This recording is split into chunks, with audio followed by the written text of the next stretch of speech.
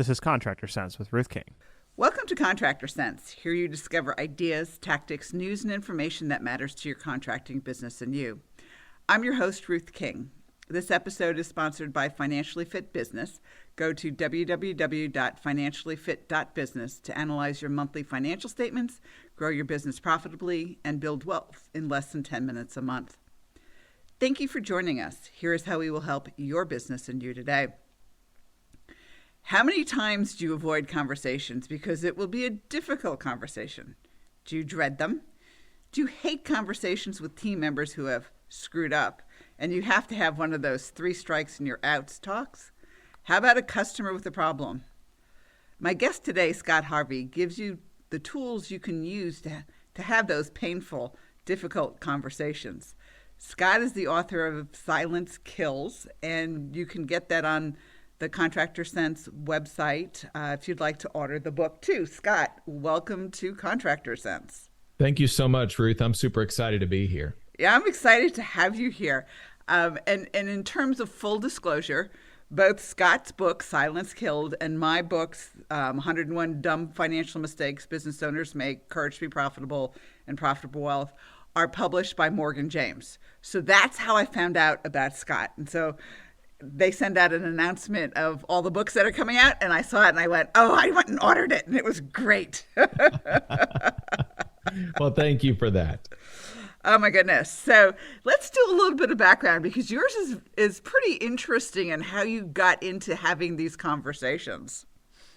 Yeah, so today I'm a full-time speaker, trainer, author, coach. That's what I do today. But for 20 years of my life, I was a police officer. And very early on in that law enforcement career, I got trained as a hostage negotiator and a public information officer. So it didn't take me long for me to figure out that in the law enforcement world, I was making my living with communication. I was communicating in crises. I was communicating with the media. I was teaching DARE. I was doing all of those things. And when I had the ability to retire, because when I signed in, it was a 20-year retirement. It's 25 now, but I realized I needed another gig. And so about 8 years prior to retirement, I started speaking professionally, using what I had learned as a negotiator, as a DARE officer, as a public information officer, and translating that into school assemblies for teenagers about social media, and then corporate trainings and presentations about how to have uncomfortable, difficult conversations, or more importantly,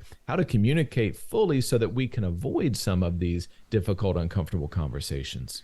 Yeah, and when you titled the book Silence Kills, I look at that and I say, yeah, because if you try and sweep things under the rug, they only get worse. And I can only imagine in a hostage situation or a tough situation from a police officer standpoint, it really and truly can be life or death, right?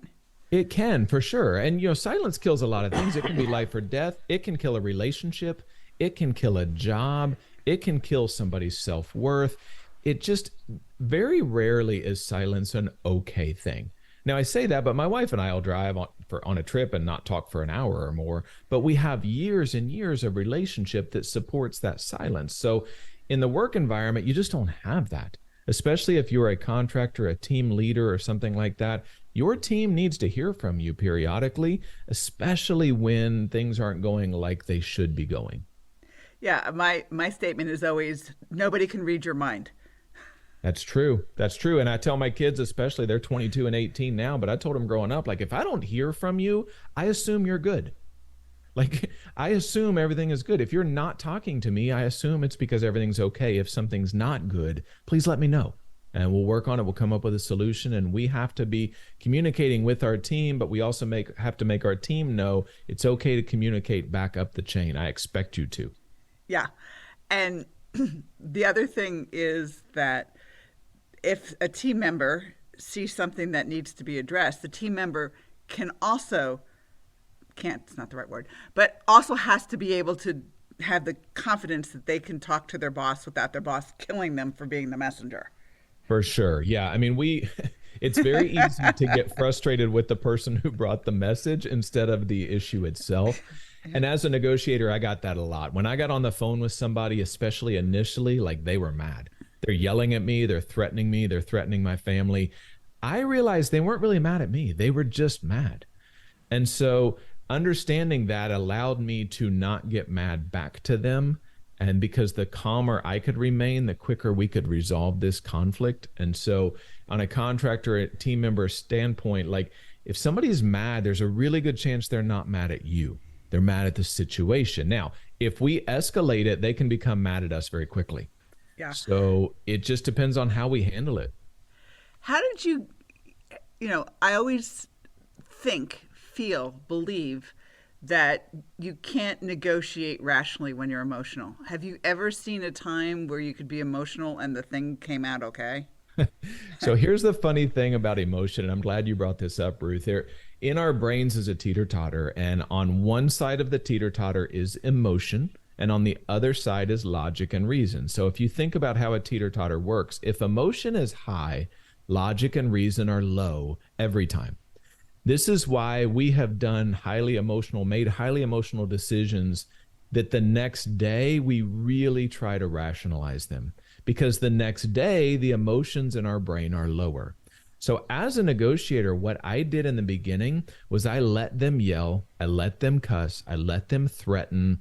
I very rarely said much in the first 30 minutes of the conversation. I let them just get it out, because the more they processed that emotion and dealt with that and yelled their way through that, the more likely logic and reason were going to re-enter the situation. If I hit them with my imbalanced teeter-totter, meaning my emotions are high, we can stay that way for a long time. That's not a good idea. So by letting them vent, we can get logic and reason back into the discussion a little bit quicker. Got it. So let's now bring this down to in a situation where an owner, a contractor, a manager, anybody has to have a conversation with somebody who's basically screwing up. Right. And that person starts getting emotional. What should they do? I think I have no problem telling people in the beginning, listen, this is going to be awkward, right? This conversation is going to be uncomfortable, but I want you to be successful here. I think it's how you frame the conversation, Ruth. I really want you to be successful. I think you're a valuable member of this team. In order for you to be successful, we have to address this, whatever that is, right? And they may get upset. They may get emotional. I would recommend you not respond to that emotion. You just might recognize and say, listen, I know this is hard. I'm not trying to hurt you. I'm honestly trying to make you better. And then give them time. And within an hour or two, maybe the next day, don't be surprised if they don't come to you and say, you know what, you were right. Nobody's ever challenged me on this before. And the more I thought about it, the more I realized why you did that. And it's because you value me and you want me here as a team member.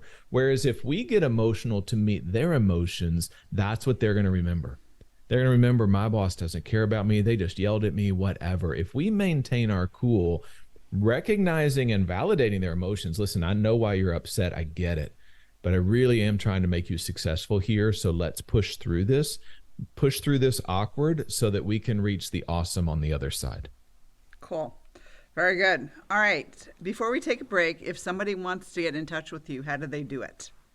The main mothership is speakingofharvey.com. That's got all of my social media channels on it. It's got a contact Scott button on it. If they want to find out more about the book, silencekillsbook.com is the place to go for all of that info. Very good. We will be right back. Thanks for listening to Contractor Sense. Are you one of the contractors who enjoys getting and analyzing your financial statements each month? If not, it's probably because you haven't taken the time to discover what your profit and loss statement and balance sheet are telling you. And you probably are not making good business decisions based on timely, accurate financial statements. You know you have to do something about this, but where do you turn? Ruth King's Makes Your Financial Statements Fun and Sexy online course. These easy to understand 4 sessions explain financial statements in English rather than accounting babble. You'll discover what your financial statements mean and how to analyze them each month. Then you'll have the info you need to spot minor issues and take care of them before they become major crises and run you out of cash. Enroll today. Click on the link in the show notes or call us at 770-729-0258.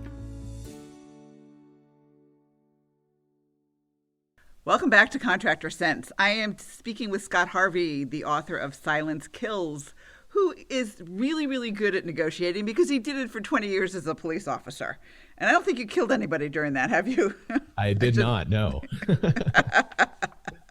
Well, you learned a lot to be able to use, what you did really does translate into a contractor's office, a manager's role, and everything else like that, correct? Yeah, it for sure does. It's the same principles, the same tactics. They work in these high stress, heavy bat situations. They're gonna work when lives aren't on the line. It's been battle tested and battle proven, these tactics that I lay out in the book. Yeah. So, what I would suggest, the thing that I think we talked about a lot before the break is you as the as a deliverer of the message cannot be emotional, even if the person receiving your message gets emotional, right? Correct. But that doesn't mean we can be the Joe Friday, just the facts, ma'am. And anybody under the age of 40 is not going to get that. They're not going to get that. They're not. But it's like, that's one of the problems with policing today is people say, well, they don't care. They're just, they're taking the emotion out of the situation. I would always recognize that. Like, I understand why you're upset. I get it. We're going to push through this and find some good on the other side. So recognizing, not being really flat and really emotionless, but also not giving into that emotion. It's a balancing act. Yeah, absolutely. So one of the things that you bring up in the book is saying that you'll know what to say or what you can say. Do you practice it beforehand? Do you write it down? I mean, how do you prepare for one of these conversations? Now, given we have time to prepare for the conversations, you in your previous life did not. You almost had to do it instantaneously. But, I'm a manager and I have a situation with one of my team members who's screwing up. I mean, how do I prepare? What do I do? I think you do have to prepare for those type situations. And of course, this goes without saying, that conversation with somebody who's screwing up is a private conversation. I'm a big fan of praising in public and correcting in private. So when it's a corrective type action, we're going to have that in a private type setting. But I think you do plan ahead, and I think you stick to the situation. Don't get historical. Don't go back, well, 2 years ago you did this and then you did this. Like today, like why are we having this conversation today? And then at the end, how much better can tomorrow be if we fix this issue today? Because I know people, I'm the same way. Like I tend to avoid conflict, believe it or not. But at the same time, the nicest thing I can do for my team member is to set real clear expectations. And when they're not living up to those expectations, to try my best to correct them along the way. It's a lot easier to make minor course corrections than it is to ignore a non-performing team member to a point where you just cut them loose because you're tired of dealing with them. You've never really addressed it. You've never given them a chance to succeed, and that's not fair to them. And then you have to retrain somebody else. All right. Yeah, agreed. All right, now let's take the other flip side. A customer calls in with a problem, and instead of sweeping it under the rug like some people I know do, unfortunately, can you really prepare for that? Or is that really a situation where you're almost doing gut reaction type things? So it depends. If they've left a voicemail, you might be able to wait a little bit of time. I'm a huge fan of timeouts because they allow my teeter-totter in my brain to right itself. If I get a voicemail from a client who's really mad and they're yelling, like that imbalances my teeter-totter. That tends to make me emotional. And so if I give myself time to lower that teeter-totter, they've had time for theirs to lower as well. And when you call them back, you're like, I'm so sorry you've had this issue. And they may say something like, it's not a huge deal. It's just frustrating. Like on their voicemail, it sounded like a huge deal because they got themselves all worked up. But if you're taking that call live, I would just encourage you to let them vent, ask open-ended questions, ask things like, how can I help you? Because they called you maybe to vent, maybe they feel better when they've given you a piece of their mind. And then at the end, how can I help you? How can I fix this? How can I make it right? Because the research tells us people who have problems with a contractor or a hotel room or something that then gets fixed, they will actually review you higher than somebody who never had a problem at all. So if you're responsive and corrective to their complaints, they will appreciate you because it feels more personalized than it was if everything went 100% according to plan, which is weird and counterintuitive, but there's research to back this up in the customer service world. Yeah, absolutely. I will tell you the famous or infamous refrigerator story. real quickly, which backs us up also. One of my clients' installation crew replaced a system while they were on vacation, and they unplugged the freezer, which now is a no-no, and forgot to plug it back in.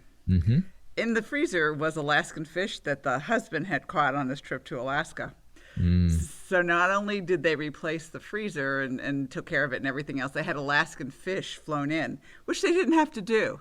Right. And it became the story of the neighborhood. And there's like 26 houses in this neighborhood, if I remember correctly. 23 of them went with them to replace their systems. Yeah. And I don't expect you to do that for everyone, but you do it for one, to your point. And it gets told so many times that that's how we do business. We do business with people we like, know, and trust. And I don't expect you to do a perfect job if I've hired you as a contractor. I do expect you to answer my phone calls or get back with me in a timely manner, show up when you're supposed to show up, and be responsive as things change. And if you do those things, I'm going to recommend you to everybody. Yep, absolutely. And a lot of people do. It was amazing because they were aghast that this happened. And obviously there's a new policy and procedure that you don't do that anymore. But yeah. And as dumb as it sounds, if you'll spend 5 minutes just chewing the fat with me while you're here, like talking about whatever sports, whatever's going on in the world, like I'm going to really appreciate that, because it shows me the human side of you and that I'm not just a cog in your works. I'm somebody you took the time to connect with. Right. So what would you say to somebody who's absolutely petrified of sticking their toe in and having a difficult conversation, whether it is with a customer or a team member? I think you have to ask yourself, what will happen if I don't? Because if you don't have these conversations, chances are things won't get better. They'll actually get worse. Maybe you messed something up at a client's house and you think, well, I can just patch this over and not let them know. If they find it later and they feel like you've deceived them, that's a bigger issue than if you would have just said, hey, I nicked your drywall. I'm going to fix it. I just wanted you to know about it. I'm super sorry, and we're going to be really careful. If you just let them know and keep them informed, even though the last thing you want to do is go to them and say, that you had some dumb mistake that caused damage to their house. But if you try to cover it up and they find out later, not only will they not call you back for the next job, they'll also let other people know, you know what, they broke something in my house. They didn't even tell me about it. Yeah, that's worse. Yeah. So all right, final thoughts. I just think that we live in a world that doesn't like to be uncomfortable, and I get that. But I think these conversations are necessary. They help people like, know, and trust us, which helps our book of business. And it's just a better way to communicate with people. We talk our way through any situation and it gets better. If we shut down communication, people will fill in a narrative that we may never get the opportunity to correct. So it's much better to communicate than it is to try to cover up. Very good. Scott, give us your website one more time. Speakingofharvey.com is where you'll find all things, and you can contact me directly through that website. Thank you so much for being with us today. My pleasure. Thank you, Ruth. And thanks to all of you for joining us. Choose one thing that you discovered and implement it in your business. These ideas, tactics, and strategies help you make more money, have more free time, and give back. If you like today's program, spread the word. Please review this podcast on any device you're listening to it on. Help a fellow contractor make more money too. For comments or questions, call me at 770-729-0258 or email Ruth King at hvacchannel.tv. Thanks for listening. Have a great and profitable day.